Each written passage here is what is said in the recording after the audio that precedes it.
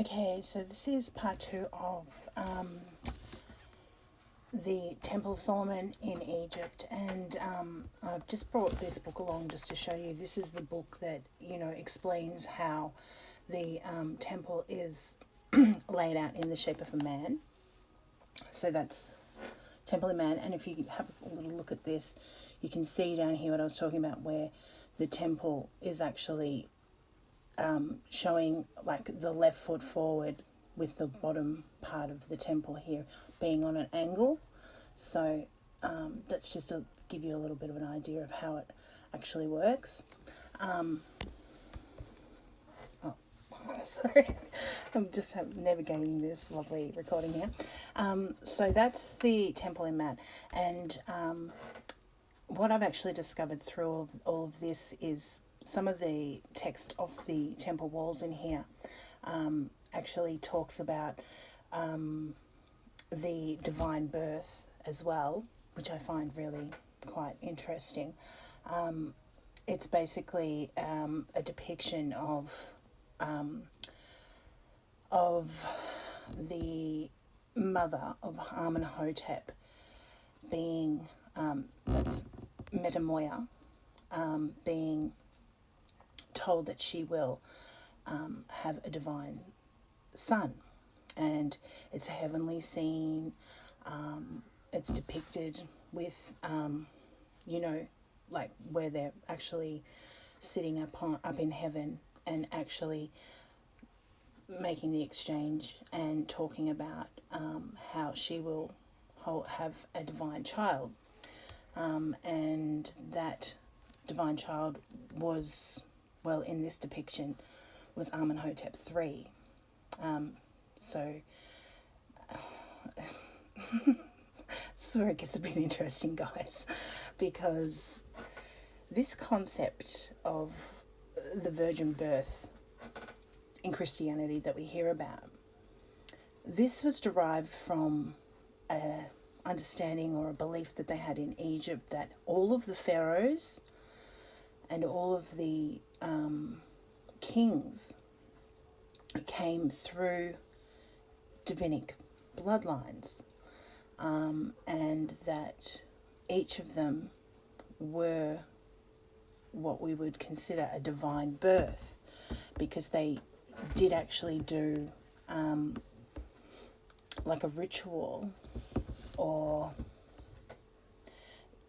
if you call it a ritual, I guess you would, where they would actually, manifest the child to be divine.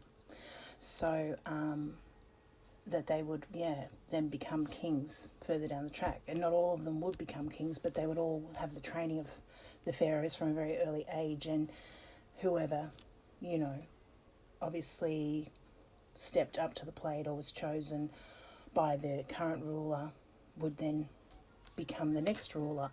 So, and what's really interesting is that obviously most of the Christian ideas have come from the teachings from Egypt. And the thing about the teachings from Egypt is that obviously they were quite spiritually advanced, but they were pagans. They actually lived off the land. And when I say pagan, a lot of people, would run away thinking, oh, I'm talking about witches and wizards and things like that. But really it's about understanding how nature works.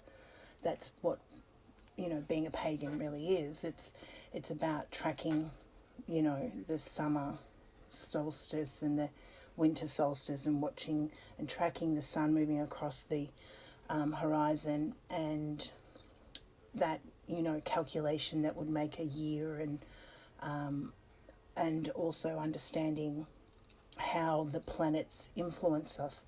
So it does actually incorporate astrology into it. The temple in Dendera actually is where we take our Western astrology from, and that was all laid out on the temple walls. So that was actually one of the classrooms in Egypt that would teach you how astrology worked, if you obviously went and studied it. So so when we talk about paganism, we talk about being in tune with nature, and understanding, you know, how things work on that level. And anyway, so I'm going a little bit off track here. What I was trying to talk to you about really was the divine birth. So in Norman D. Ellis's interpretation of that actual scene of the temple walls in Luxor, she understands that to be a divine birth, and the conception was happening in heaven, and then the people on earth would embody the spirit of those deities, like Isis and Osiris, and then they would produce a divine child. So it was never a virgin birth. This idea is a later idea that came through the manipulation of the Bible, you know. But what this does is actually makes understanding divinity, like a divine birth and a virgin birth, the idea of virgin birth,